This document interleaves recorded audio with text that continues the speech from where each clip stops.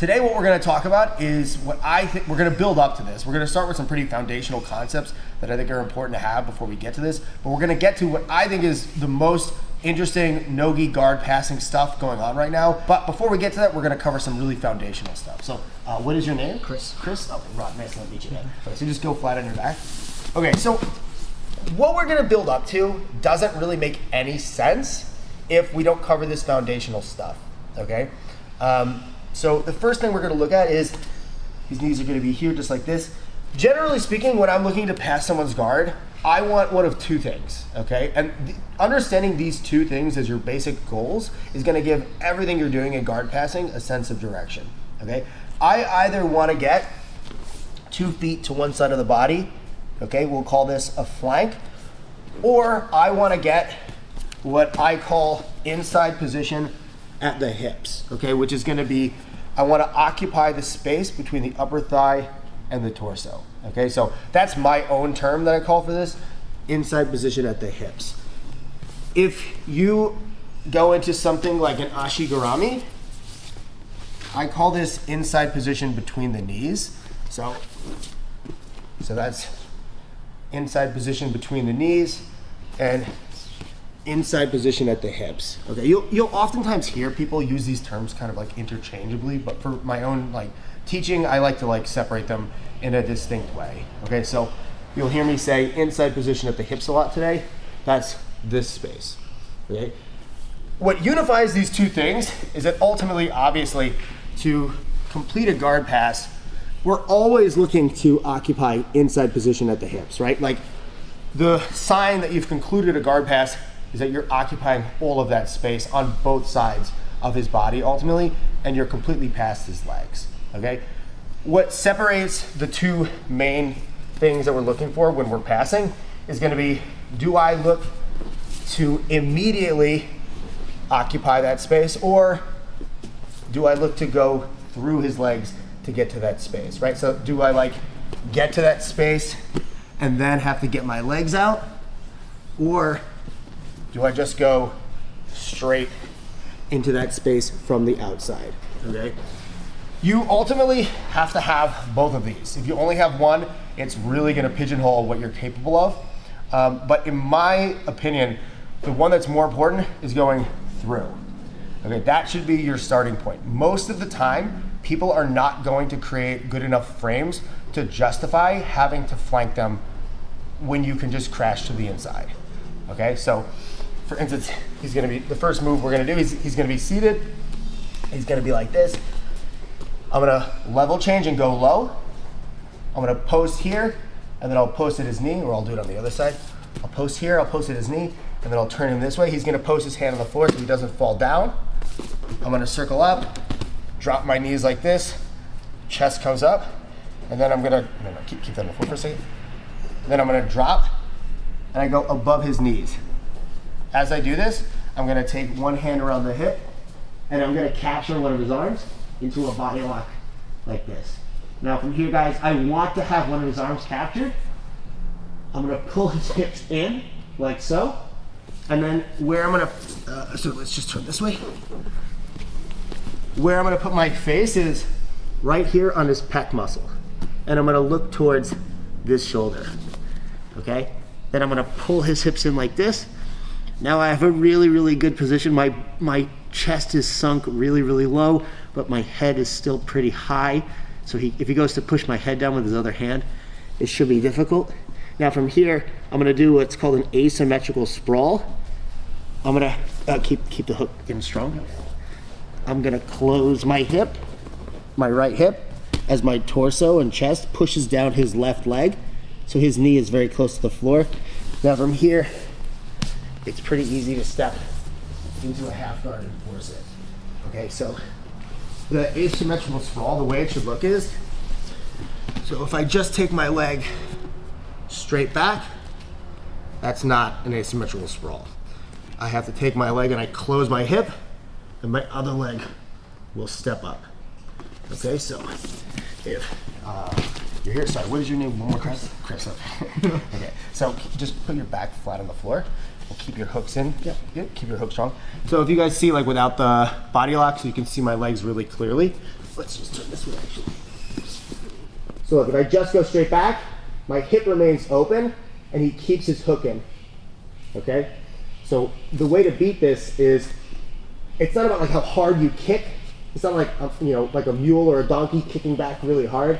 It's about closing your hips, so keep the hook in tight. Yeah, good. But don't extend me, just keep the hook in tight. Yeah, it's okay.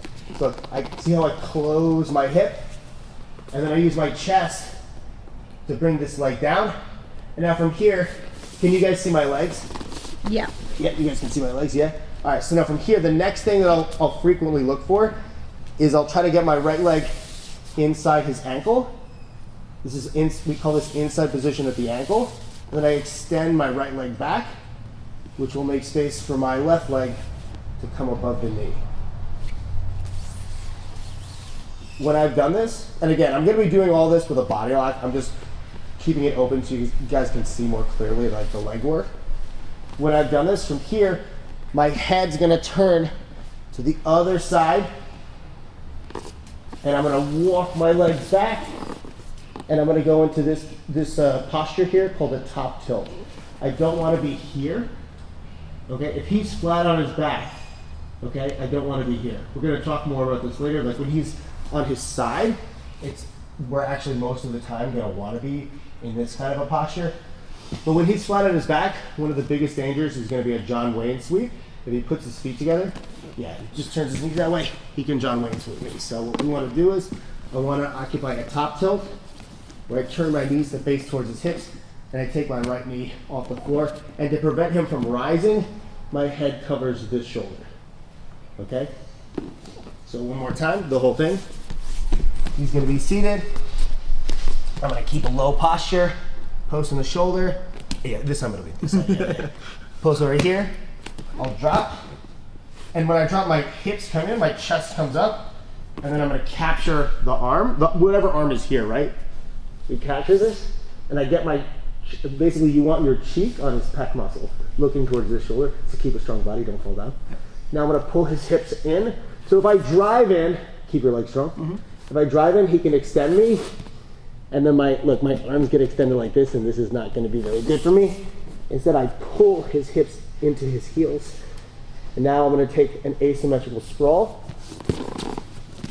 Okay, from here I close my hip, I get inside position at the ankle, extend my leg back, I step over his knee to get into the half guard.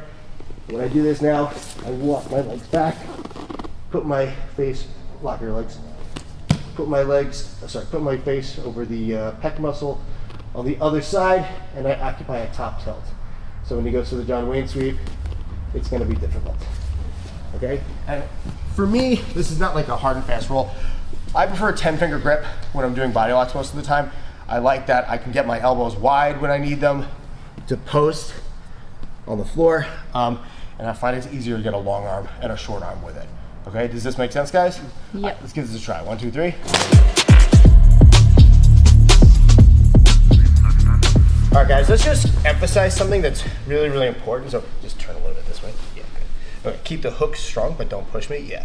All right, so again, guys, in real life, you're gonna have a body lock when you do this. I'm just gonna show this without that so you can focus on what's happening with my legs and hips.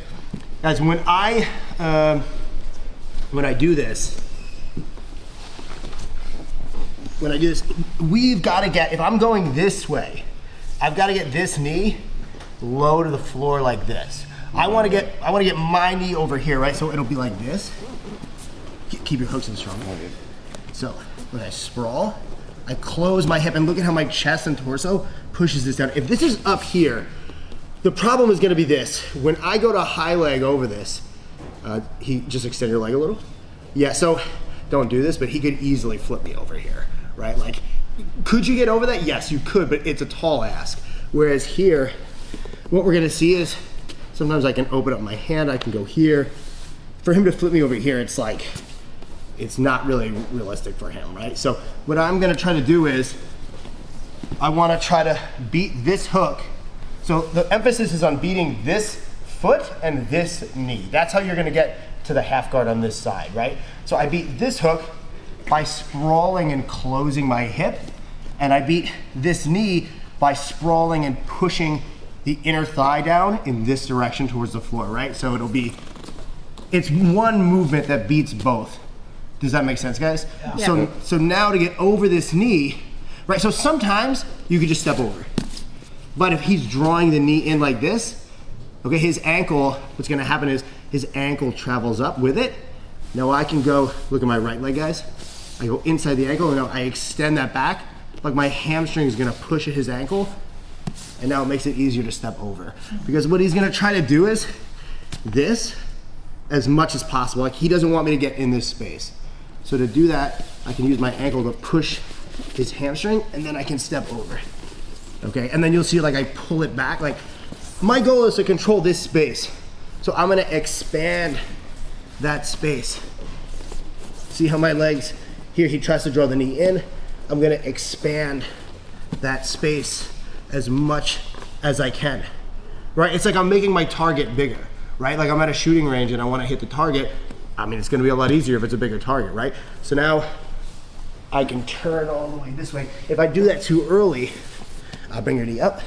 Yeah, I'm in that space. If I do this too early, he's gonna maybe get the knee back inside my hip. It'll be a lot easier for him to do things like that. And the reason why I'm really encouraging you guys to try to control this arm, we're gonna see there's a lot of things to be done with this arm here on this side. This is gonna present much bigger problems for you than this arm, because if I'm not controlling this, another thing he can do is he can post, and of course you can defeat this. We're gonna look at ways to do that, but it makes more issues for you, okay? This arm is only a problem if your head position is not good. So I wanna have my head here. If my head is on his pec muscle, okay, my cheek is on his pec muscle, it's too close to his chin for this arm to be meaningful in terms of pushing me away. Now, if I'm low like this, yes, now it's a big problem, and that will happen, and we're gonna look at ways to deal with that. But the ideal thing for me in the beginning is have my head right here. He goes to push. It should be pretty difficult. I can just resist it by driving it with my head. You can't do that with this hand, so just take this away for a second. So if I'm here, if he pushes me and I just try to use my head, I won't be able to beat that.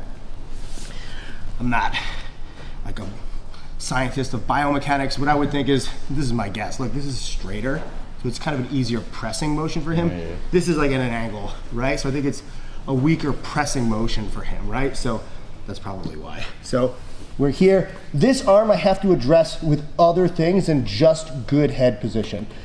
If I can have a body lock with an arm from the beginning, that's the easiest and that's the simplest possible thing to have. But of course, you're not always gonna be able to have that, okay? Question? Yeah. At which part of the movement should I switch from grip to start to think about controlling? Yeah, so that's a very big question. We're gonna start talking about that now, but yeah, there's many different scenarios to cover for that. But we're actually gonna start talking about that now. So, all right, so now let's deal with a scenario where we got to the half guard, but what we weren't able to do was cover this chest, this pec muscle, and keep him flat. And so what he's gonna do is he's gonna come up to his side into something like this, okay? I call this the rising side problem. What I want as much as possible is to flatten both of his shoulders out in a half guard. The basic order of operations in the half guard is this: get past the shins and the knees and occupy inside position at the hips. What that does is it nullifies his capacity to push me with his legs. But the rising side problem, if he's on his side, he can still push me with his arms. Especially, it's gonna be a cross frame, and then this hand like supports that, okay? Like this is a really big problem. And he can push you away and start to get his knee inside as well. Now you're back to your starting point, okay? So if I can flatten him out, his ability to push me meaningfully with anything is reduced pretty dramatically, okay? He still does have this hand, and we will have to deal with that. And he can put in butterfly hooks, and again, we'll have to deal with that. But what you'll see is that his options are reduced so significantly that it's very predictable, and most of the time you're gonna get to the pass, okay? So, but first we've gotta deal with what if he does get to his side.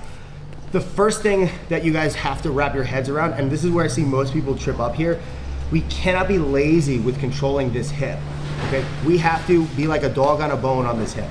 We see inside position at this hip, you can't let go of that. You've gotta really keep low. Let's turn this way.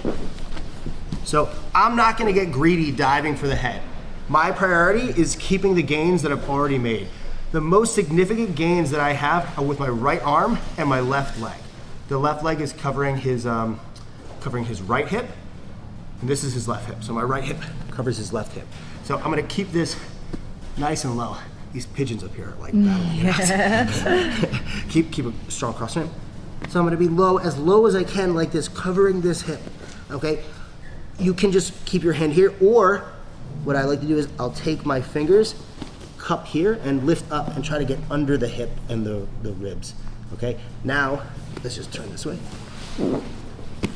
Now let's start dealing with these frames. The most simple way to deal with these frames is to start off with what I call a retard check, okay? I'm gonna take my left hand and I'm gonna check if he's retarded. I'm gonna grip his wrist and post this down, okay? If he reaches across and grabs my wrist, he's retarded. Great. But guys, guess what? I'm joking around. Like the reality of it is like this is a move that it's so unbelievably simple, but it really works really well, even against like very good black belts. Like I've gotten really good black belts with this. So if you get caught with this, you're not actually retarded. But if you get caught with it twice, you probably are. So, yeah. So look, we post this wrist down. He reaches across. Okay, he just removed his own like cross frame, right? So what I'm gonna do now is I take my left hand. A big concept about grip breaking in the half guard is that I can take my arm farther back than he can. Okay, so if you guys watch me half guard passing, one time years ago, a friend of mine was like joking that I have like crackhead half guard passing, because I'll be like with my hands, right? Yeah, so like if you hear he grips that, take your hand back and get it away from where he can grip. Then you lower your hand, go inside the elbow, and come forward. And now look, we've got a really strong cross face. I can now take this hand, if I want, I don't have to do this, but I can take this hand, connect my hands, and flatten him out again, and then we can work the passive here. Another way this can work, if I'm here and he goes up for a Kimura, yep, connected, yep, good. So let's go back. As he goes to the, so do that really, really slow. As I see him going up, I'm gonna catch the wrist and post that down. Now, as long as I keep my arm straight and go for the Kimura, it should be really tough for him to get to that. For him to really get a Kimura, what does he need? He needs this wrist, the bottom wrist free. Right, that's what he wants. As long as I'm covering that, it should be pretty difficult for him, okay? So he goes for the Kimura. I see him going for this. I come up and I get the same thing, okay? So you can either proactively, like, or I should say maybe reactively, I can grip this wrist, post it down, wait for this reaction. Right, well, the other thing I can do is I can kind of wait for him. I'm trying to get inside here. He goes for the Kimura, and I push that down, okay? These are just the first two hand fighting things we're gonna look at here. Another thing we're gonna look at next is here, is covering the inside of the bicep. Right, this is another good option, okay? But first, let's deal with retard checking. So we're here, he's got good cross frames. I'm low on the hip. I go here, I push this down. He reaches across, I bring my wrist back, pummel it inside, come forward, and now you have a really, really good cross face and a far side underhook, okay? From here, the first pass that we'll look at, guys, keep your elbow nice and wide. Let's just turn this way. Keep your elbow nice and wide.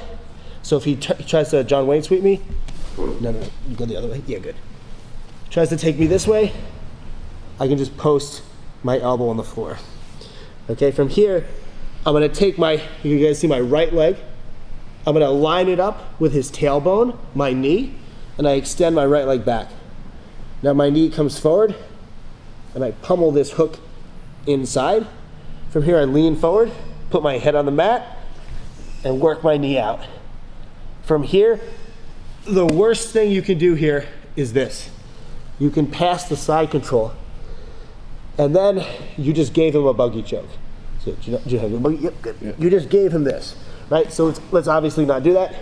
From here, your best case options are gonna be knee on belly, or just go right to mount, okay? And then from here, you're in an amazing position to work. You've already got one elbow separated from the torso. Like, it's gonna be pretty easy for you to work here, okay? Does this make sense, guys? Yeah. Yep, any questions before we give it a try? just this is obviously coming off the body lock pass. At what point does that rising side problem come in, and at what point do you let go of the body lock? These are sort of like dynamic problems. It could happen in almost any moment, right? So like you could, let's say, let's go back here. You could, so let's sit up. So you could be here, and then you put him down, and then you sprawl, you beat the hook, but you're like, man, I can't get above this knee. You go short hook with his arm, right? Like maybe that happens, and then from here he sort of works his arm out, and then he starts pushing here. Yeah, like that's a pretty realistic like set of events that could happen, or I could have maybe flattened him out here, and I kept the arm, but then he's able to get this arm out, and then I'm not able to keep him flat. He sits up. Right? It could happen at almost any moment, right? Yeah. So the key is just to kind of understand the basic benchmarks you're moving towards. Okay, I want to beat one of the hooks. I want to beat one of the knees. Once I get there, I want to flatten him out. And we're going to see like lots of different ways of flattening him out, but they're all going to involve. So you go in direct. Everything we're going to do to flatten him out. So just come up on your side. Everything we're going to do to flatten him out is going to involve ultimately two things: either pushing down this side and then pinning this side, or lifting the other side. Ideally, we're gonna do them together, okay? We're gonna see that, like, there are a lot of really interesting ways that I can flatten this shoulder out with minimal pushing, okay? Sometimes it's gonna be one of my favorite things we're gonna see is really more about lifting this arm, okay? Like I made this joke at the gym that I teach at. If I wanna be the best guy in the room, I have two options. I can become the best in the room, or I can kill everyone who's better than me, okay? This is becoming the best in the room. This is killing everyone that's better than me. Does that make sense, guys? Yeah. Yes? All right, let's give this a try. 1, 2, 3.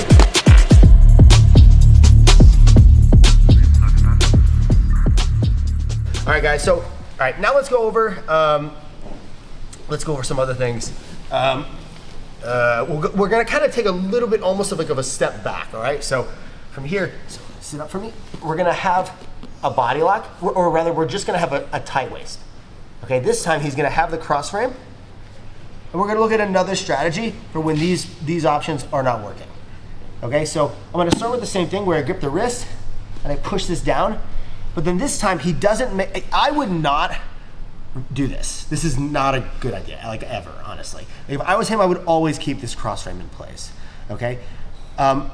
What I would do if I was him in this situation is take his elbow, let's just turn this way. He's gonna wanna take his elbow and bring it to his ribs. No, just don't pick up your shoulders. Your elbow, yep, let's go back.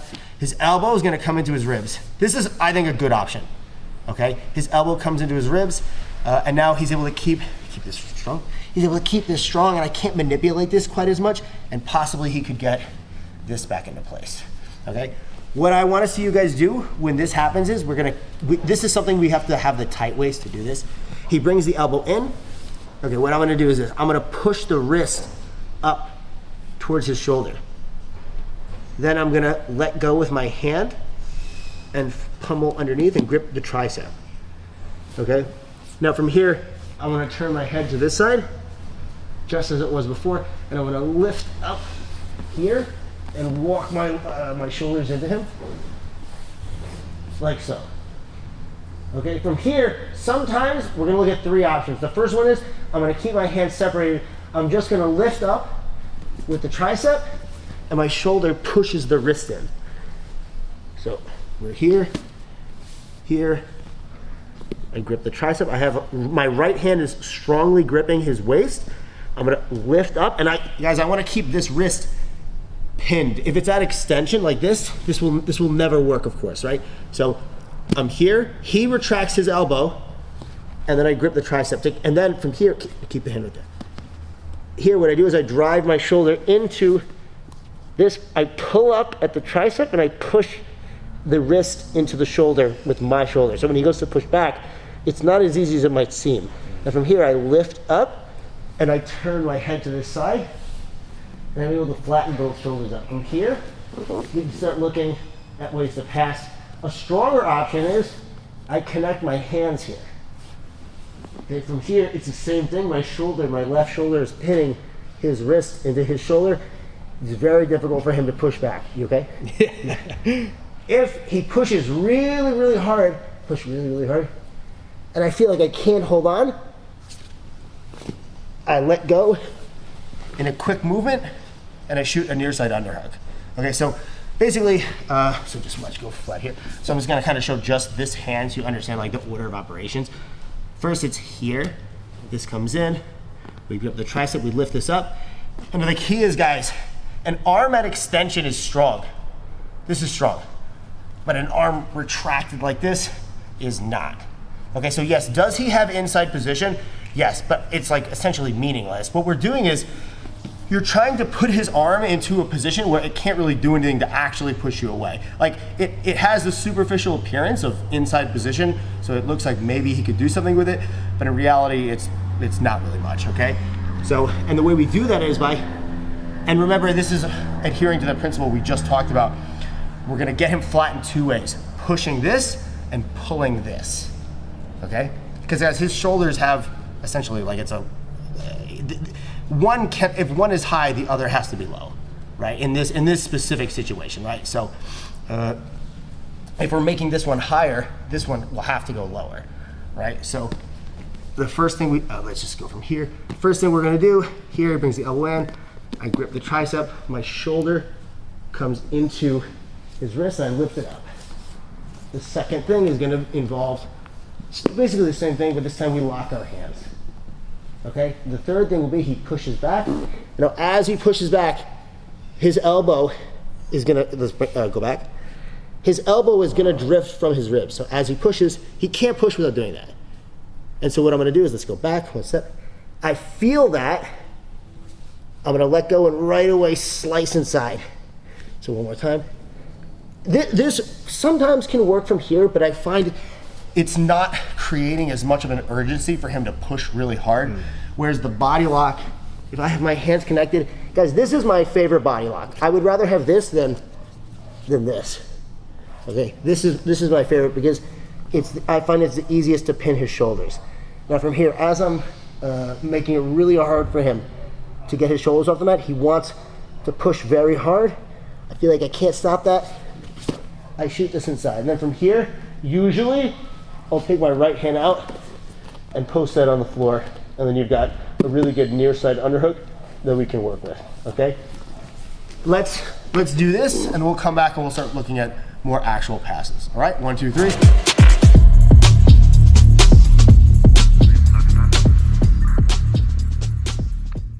So Chris just asked a really good question. Ask the question again. So when you're controlling that arm doing the body lock, are you still forcing your left knee into the hip? Right. You mean stay flat? You mean like this here, right? Coming into the hip. This one. Yeah, this one. I'm just moving into your hip. Yeah. He's trying to get this knee inside here. Yeah. So I just want to reiterate this, guys. That ultimately, at the end of the day, when I'm half guard passing, the two most important things are going to be my right arm and my left leg. Right? Everything else is secondary to that because that's what keeps him in the half guard, right? If you show me the best half guard pass of all time, but you can't stay in the half guard, it literally doesn't matter, right? It's like if you have a guard, you're like, I could triangle. Like imagine a guy who has the most dangerous triangle choke on planet Earth, but he is incapable of retaining his guard against anybody. It's like, okay, it doesn't matter, right? The first thing has to be your capacity to maintain the position, right? If I can stay in the position, like one of the things that I work with my students on is like, okay, the first thing you've got to do is you've got to be really good at maintaining the given position. You need to make progress and then maintain that progress. And your capacity to maintain that progress, this is like a kind of, I'm sorry guys, it's a little bit of a boring topic I think, but it's super, super important, okay? Later in the seminar, when we get to, we're gonna talk about head high and head low inside camping. When we get to head high inside camping, which is really the thing that I want to build towards, that's kind of the main topic of the seminar. It is so important, first and foremost, to know how to maintain the position. Okay, so, and it's the same thing here. So here, everything's about my left knee. I want to keep this, if I can, close to his hip and covering his thigh.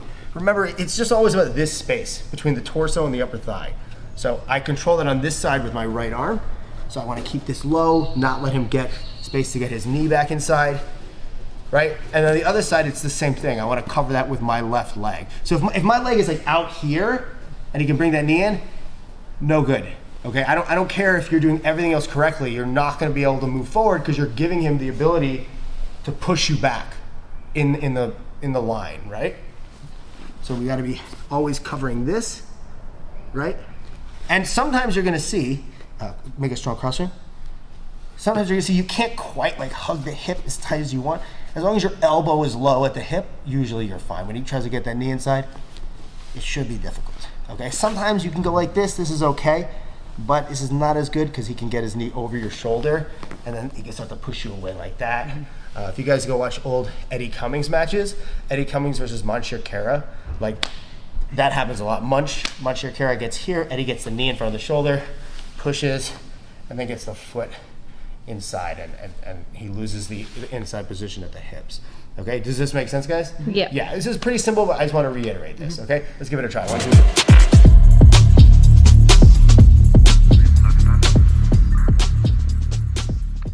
So this time, he's gonna have this cross frame and I post his wrist down.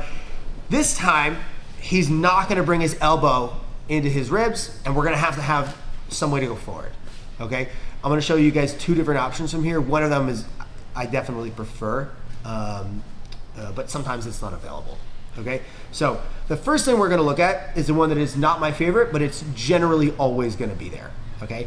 He's not bringing his elbow into his ribs and he's not making this mistake, okay? So what we can do instead is I can take my left hand, before I do that, I'll sink my chest pretty low, okay? The higher I am, the stronger this cross frame will be because I'm taking my weight and I'm bringing it over the frame. If I sink my weight, I take my weight away from the frame and it is always gonna be weaker, okay? Then I'm gonna release this wrist and I shoot a near side underhook. I glide this up and now what I'm gonna have to do is attack this shoulder. I take my head, I turn it, I'll take this hand out and I go like this. So what we tried to do before with this wrist by pushing it into his shoulder, we're now gonna try to do with this, essentially the same thing, but on the other side. This is definitely harder, guys. This is a lower percentage move. It doesn't work as effectively. The tricep stuff we did earlier, I find that that's really, really strong. This is strong, but not as much, okay? But it is an option that if he's not retracting his elbow in and he's not reaching across, is always gonna be available to us, okay? So again, I focus first on taking power away from this frame. I bring my weight down. Look, the reason this works is if I'm up here, my weight is like, I'm really over his shoulders. Yeah, and of course he can also do this, right? But if I take my weight away from the shoulders, his frame is still there, it's not gonna be as strong, okay? So now I let go of this wrist, I shoot this underhook, and now to kill this, I've gotta get this to here. So how am I gonna do that? I'll turn my head, and you see how I drive in and that pins the wrist towards the shoulder? Yeah, again guys, this is not as strong, but it can work. Now from here, we're gonna start working on passes from this situation, okay? Let's actually look at a pass right now. From here, if he takes a near side, or rather a far side butterfly hook, okay? What I'm gonna look to do is I'm gonna take this right arm, I go inside the hip, I walk his legs this way, and then I throw this leg over the top. It's important, guys, I keep my hip very open, my right hip, and the heel goes over the top. And now from here, if this is what the situation is, I would right away like shoot my arms up and start moving upwards, okay? So again, we're gonna be here. This time, he's not bringing the elbow into the ribs, okay? He keeps it at his elbow at a distance, and he keeps a good cross frame, like so, okay? First, I take power away from the cross frame by sinking to the hips. My left arm goes underneath. So look, I bring my elbow to my hips, and I'm gonna shoot it forward with, guys, the way to do this is keep your hand very flat so it can fit under there's probably gonna be a small amount of space underneath his arm and the floor. The flatter your hand is, easier it's gonna be to fit it into that space. So I bring my elbow to my hip, I shoot this forward, and now I turn my head, and the real goal is to get my shoulder to drive this wrist to his shoulder. Okay, now to keep your base in this side, I'll post here. I walk his legs this way. He might not do this, but if he takes a butterfly hook, what I'll do is come here to the inside and make like a grip like this. And now when he goes to extend, it's extremely easy to throw this leg over the top. And if this is the way the arm is, I would immediately walk this up, pull up the head, and then slide up to an S mount and start moving for arm bars, okay? Now that's one option. Let's look at a preferred option that I have. If, again, it's the same situation, he's not bringing his elbow to his ribs. He's keeping this cross frame like so. This time, the hand is gonna be clearly on the shoulder or even above the shoulder, maybe on your neck. If it's underneath, this one is not gonna be an option, okay? So it's more limited in scope, but I think it's better if you can get it, okay? We're gonna be here, and we're gonna do a round drag. We're gonna look at this move several times today, okay? So who knows what a round drag is? Raise your hand. One person? Okay, all right. So this is, guys, this is a move that will change your game. It is such a powerful move. The round drag it's not just a guard passing move, it's a way to clear a cross frame. Ultimately, that's what we do with it. And you could clear a cross frame, and I could have a side control, and he could have a cross frame. You could do it from like a knee cut. We can do it from a half guard, etc. Right? So the way to do a round drag, so just keep the thumb. So you could do it here, but I don't want to hurt your thumb. Yeah. So guys, if the hand's on the shoulder, I'm gonna put weight going. So again, we never put weight on it like this. That's very bad. But here, I sink my shoulders, my torso low by his hips, and I kind of drive into it a little. I load up the weight here. Then I'm gonna release it, and this hand's gonna go to his wrist. This is the real driver of the move. And then my arm is gonna cup the elbow. We're gonna see cupping the elbow in general is a big thing we're gonna do with inside camping as well. Okay, so I'm gonna cup the elbow like this. It's not so much about like popping the elbow, it's more about cupping and then popping the wrist. So you see this hand has a lot more movement. This goes side to side. All this really does is it kind of just blocks here, right? So it's like this, and we take this across and we bring our head low and we take a shallow underhook here. So you could go deep. There's really nothing wrong with that. If you guys want to do that, that's totally fine. But we're gonna look at shallow underhook stuff. Okay, so we're here. Again, I want you guys to see how all this sort of connects, okay? The first thing is if he brought the elbow in, we do the shoulder pinning stuff, right? Where I lift this up and that goes flat, right? If it reaches across, this is the most like simple thing. We take this, right? If he doesn't do any of those things, we can get the underhook, find this shoulder out. If he presents this to me, so this would not be available if this hand is here. Here you can't, look, it's not there, I can't do it. But if it is here, which it will be a lot of the time, you load up the weight on it, and then we clear it. So let's do it slow. In real life, you gotta do it fast, but I'll show it slow. And you guys should drill it slow at first. I cup. So my hand's not actually touching the elbow. It's like this. And then my wrist pops this away. And then look, I bring my shoulder in. Okay, now when he goes to get this hand back, it's very difficult. You may have to sometimes bring your head low as well. It should be really hard, okay? So one more time. He pushes back, like this. The main driver of the move is my hand going across. And it's like weight comes in and goes back. In and then back. In and then back, right? So you gotta, if you wanna just get a feel for the sensitivity of this, you can drive in, he pushes back. You can do this a couple times. And then it's just timing it to get that. Okay, does this make sense, guys? Yeah. Yeah, this move, you're gonna see, I'm telling you, it will completely change your game. It's such a powerful move. This is a move created by Jason Rao. Do you guys know who Jason Rao is? Yeah. Yeah, some of you guys, yeah. So I remember the first time he did this move on me. I was training with him maybe 5 years ago. I'm not sure exactly, but he was here in a knee cut. I was framing like this, and I was like, how the fuck did I lose my frame there? I had no idea what had happened. But now it's one of my favorite moves. He frames, cup, pop, And it's all about how we're pushing in and then coming back. And it's about recognizing where the hand is. Okay, it's there. If it's not, look, if this is here, guys, guess what? This is gonna be easier.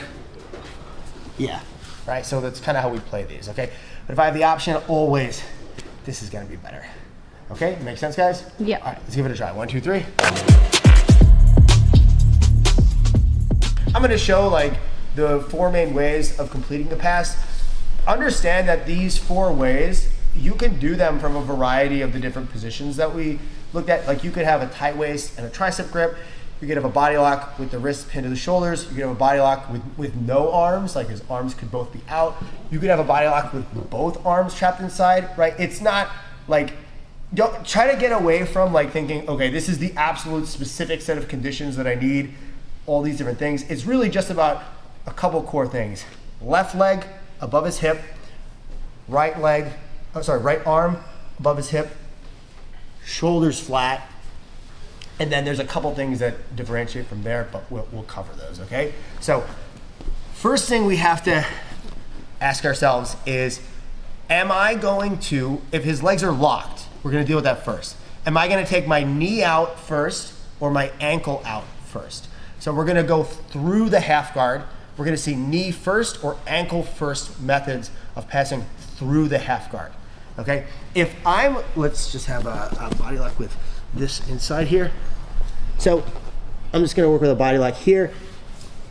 All of my passes through the half guard are gonna start by putting in my shoelaces in the inside space between his knees. So for right now, I'm controlling the inside position at his hips, but now we want to start controlling the inside position between his knees. So let's just rotate this way. So you can see my left foot here. I want to get that foot inside like this. So if I find, let's say I'm here, if I find that I can just pummel it in right away, I'll do that. If I find that it's difficult, what I can do is, we did this earlier, I can take my knee, line it up with his tailbone, and that also entails my torso lining up with his for a moment. I'll extend my right leg back, pushing his ankle back. That will also push his knee back. I'll take my knee, bring it forward, and pummel this foot inside. This is okay. If this is all I can get, this is gonna be a lot better. All right? Now from here, so let me just have that body off again. So from here, guys, I'm gonna make a choice. Do I go forward and take my knee out, or left my legs? Do I separate his legs and take my ankle out first? I'm gonna choose to take my ankle out first if I can, because I'm not moving over his shoulders. I'm sticking very low to his hips, so it's harder for him to dynamically explode and escape or do crazy things. So that's gonna be my first option. So I've got the hook in there, his legs are locked. I'm gonna take my right leg, I extend, and then I put my foot flat on the floor. And I'm just keeping everything low. My head's low, my arms are low. I'm focusing on controlling the right hip and with my arm, and his, his left hip with my arm, my bad, and his left shoulder with my head position. Now then I walk my leg up like this. Okay, sometimes his legs will pop open here. Just open them really. Sometimes that happens. But if it doesn't, I'm gonna focus on now leaning my knee forward, and my heel will go by his calf. And then I can push and pop his legs open. Now from here, it's very easy to pummel my right ankle out, then my left ankle falls out, then my knee comes out. And that's an ankle first pass through the half guard. If this guy is so strong, I cannot get any of this one. He locks his legs, I can't get any separation of his legs. What I'll do instead is the knee first. We're also gonna do the knee first anytime I have this. This is gonna be our preference when we have this. Okay, I'll just do it with this.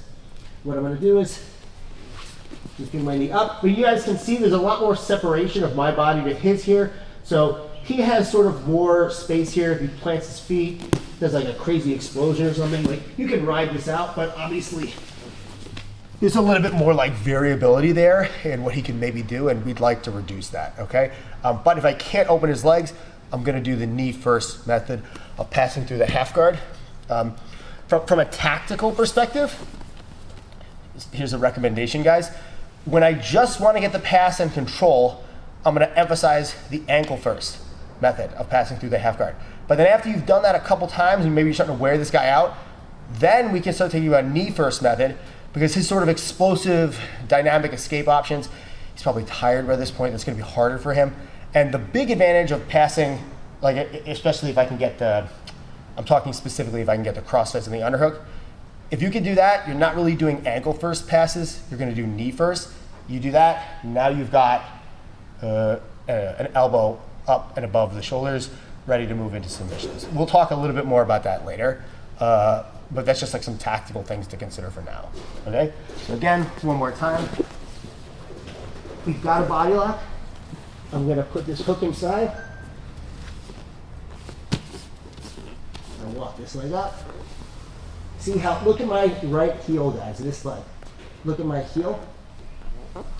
My heel is free. I pop his legs open. We pass. Or if he's just really crazy strong, I go here and I pass. But that time with a knee first method of passing through the half guard, okay? Now, let's look at, so that's passing through the half guard. Now let's look at passing over the half guard. We looked at one of those already. We looked at if we have a near side underhook and he puts this hook in. I call this the BJ pen pass. But now let's look at if his hips are up. I've got a body lock, and this time I get here, I put this hook in, my left hook, he puts a left leg butterfly hook in. Okay, now here, he's got a frame pushing me. Obviously I can't do the things we just did. Instead, what we're gonna do is this. We're gonna pass over the half guard with, you could call this a hip switch. It's a type of hip switch. I call it an ankle cut. Okay, so I think of it as kind of almost more like a knee cut. So he's here. So look at what I'm gonna do without the body lock. I take my right leg up, I turn it, and then it's gonna cut over the ankle. Right, so again, goes essentially over the ankle. Right, so with the body lock, go here, and it's a really, really easy pass. This was the first guard pass that I ever got like really good at. Okay, so we're here, my left leg comes up, look at how I turn my knee, guys, and we cut over the ankle, and we land inside control. You know, we walk my hips back and cover his hips. Okay, let's give these a try. 1, 2, 3. All right, guys, so I should have mentioned this. I'll mention this now. So, okay, whenever he has a butterfly hook, okay, my choice of whether I'm gonna do the ankle cut or the BJ pen pass is pretty reliant upon where the foot is along the inside of my thigh here. If it's close to my knee, the ankle cut is really hard. If it's close to my hip, you can still do the BJ pen pass, but the ankle cut is more reliable. Okay, so let me just have the body lock again. Yep. So guys, look, his foot is really close to my hip, like the center of my hip here, that's where I'm gonna do what I call the ankle cut. But if his foot is close to my knee, here I go to do that, you get caught up. You see how he can hold me up there? But instead, I can go here, my left leg will fall out. This is the only of the 4 passes we're looking at, it's the only one that works without my left leg being as a butterfly hook inside. But if this is closer to my knee, rather than the inside of my, like close to my hip, very easy to slide over like that. Does that make sense, guys? Yeah. So we have to understand like this distinction here. Closer to your center line, it's gonna be more of the ankle cut. You could still do the BJ pen. You could still do that, okay? But if it's close to my knee, here the ankle cut starts to become pretty implausible, in my opinion. That's where the BJ pen pass is more viable, okay? All right, let's give these a try just a little bit longer. We're gonna come back and do something else, all right? 1, 2, 3. We're back. We're gonna go back to when we were originally getting the body lock. This time, let's assume we are not able to trap one of his arms. Okay, well, let's talk a little bit more about like why we would want to do that. Okay, if I have one arm, or even two arms in the body lock, in my opinion, this is gonna be stronger than a body lock with no arms. Because here, he has the ability to do a couple things defensively that can be really troublesome. The first is, put your hands on the floor and pick your shoulders up. Okay, yeah. Okay, his hands on the floor can make it very difficult for me to put him flat. Even if I have his hips very close to his heels, here, if I try to flatten him, it can be really hard. So usually what I'll do, that happens, is I'll grab a wrist, keep it tight waist, pull this out, and like try to flatten him like that. But sometimes you'll find it's really hard. Okay, you just cannot flatten this guy out. Okay, so what are we gonna do when we see that? Or if he takes Grips over my elbows, and here he can start moving into sweeps and stuff. This can get dangerous if I get extended. Okay, so first let's deal with his hands on the floor. And let's just rotate this way. So guys, I wasn't able to capture an arm, but I have good inside position of the hips. The first thing I'm gonna do is, I'm gonna take an elbow inside, keep your hooks strong. I'm gonna take an elbow inside, I raise upwards. Not enough that he can get his knees inside, but enough that like now I can lift my leg up, keep the hooks. Lift my right leg up, I get my knee inside, and then I drop it. Now I crash forward, I'll attack this wrist. I'll show this from another angle, guys. I'll attack this wrist, and we should be able to get him flat and move up into a half guard. So let's do this from another angle. Let's go like here. Yeah, good. All right, so guys, we've got the butterfly hooks from butterfly guard. Where here's hands on the floor. I'm able to pull his hips in, but I cannot get him flat. I've tried this, it's just not working. Put my hands on the floor, I come up, and look, my elbows start to go this way, okay? I get one elbow inside, the other hand's still on the floor, and I still block this knee from getting in front of my shoulder. Now from here, I pick my right leg up, I open my hip, and keep the hook strong. I get my knee inside, and I drop that knee. Now from here, it's gonna be a lot easier to attack this wrist. Notice my head position, guys, it doesn't go here, it doesn't go here, it stays on his pectoral muscle. Right arm tight waist, grip this, pull this, we go forward, and we crash him down, okay? And we move towards the same stuff that we did before. All right, this time, he's not gonna be posting on the floor, he's gonna go over my arms. The number one thing that I don't wanna have happen here is him to extend with his legs and stay here, this is good. I don't want my arms extended out in front of me. Okay, so what I'm gonna do is let's keep the grip strong with your hands, good. I feel this, I feel like I can't pull him back in. Instead, what I'll do is, I'll come forward like this, okay? And now what I'll do is, I'll turn one way just a little bit, and I'll turn my palm up, and I'll move my hand to the same spot, open up my hip, drop my knee, and then start crashing him.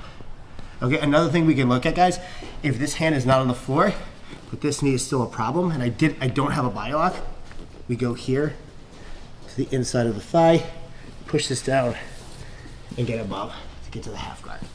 Okay, does this make sense, guys? Yeah. Any questions? All right, let's give it a try. 1, 2, 3. And the leg work. So Julian's gonna have his hooks here, right? We're gonna be, like we start off like this, and then I'm gonna try to get to this, right? Look at my right hand here and keep the hook strong just like you did before. Look, my leg comes up and look how my knee slips inside and then I drop that, right? So it's like he's here, up. It's all about rotating the knee inside, and the right hand on this side is really gonna facilitate that. If I try to do that just like here, it's pretty difficult. He could track my legs.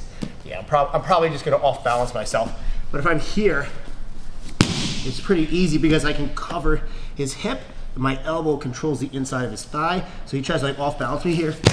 It's pretty easy to win that pummel there, okay? So one more time, we're here. And again, I'm doing this from range so you can see it better. We win here, and then we start crashing him in this direction.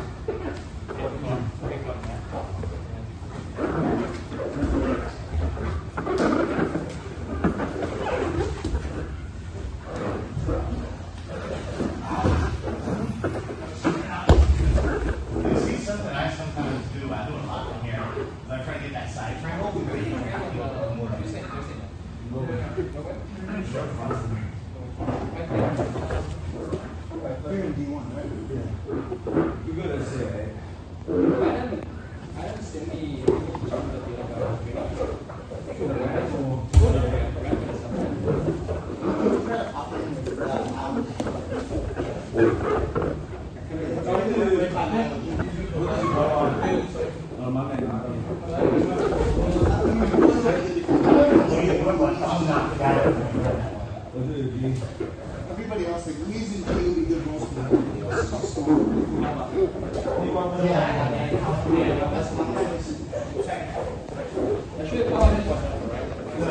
you see me leaving my arm, I put under your arm.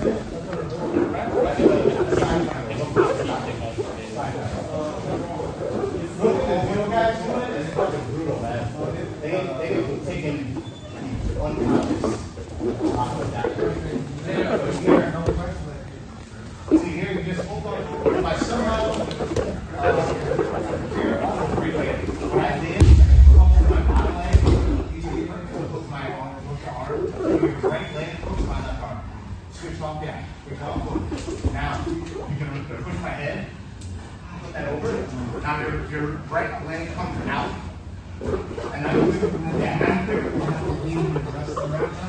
and pull my left arm. Pull my left arm. So here, you start with those bits. And now it's like,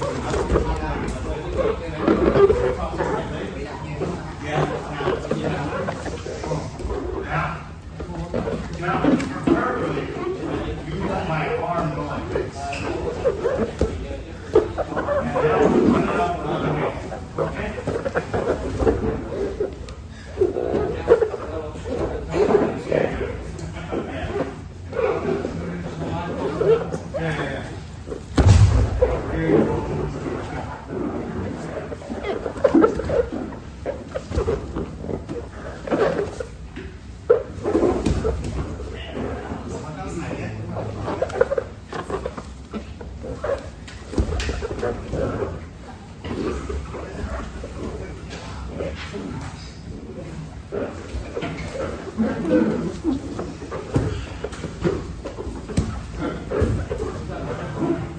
That was on the trachea, but I mean, you're eventually going to dig it over your foot, but it's a trick to it. I mean, just the nature of the pack it up and, you know, and I'm trying to replicate from that triangle, usually it's just like if I'm doing it wrong. Is it time on? We're about 5 now. Okay, sorry, the timer wasn't going, guys. Time, guys.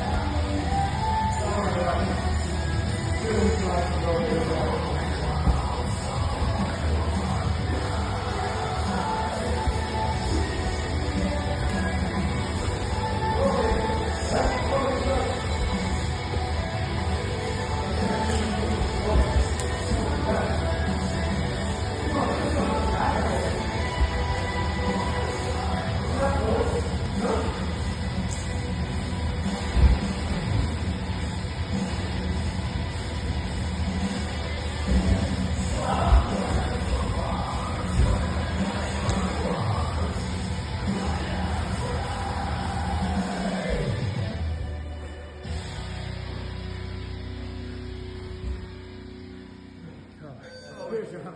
I can tell you were so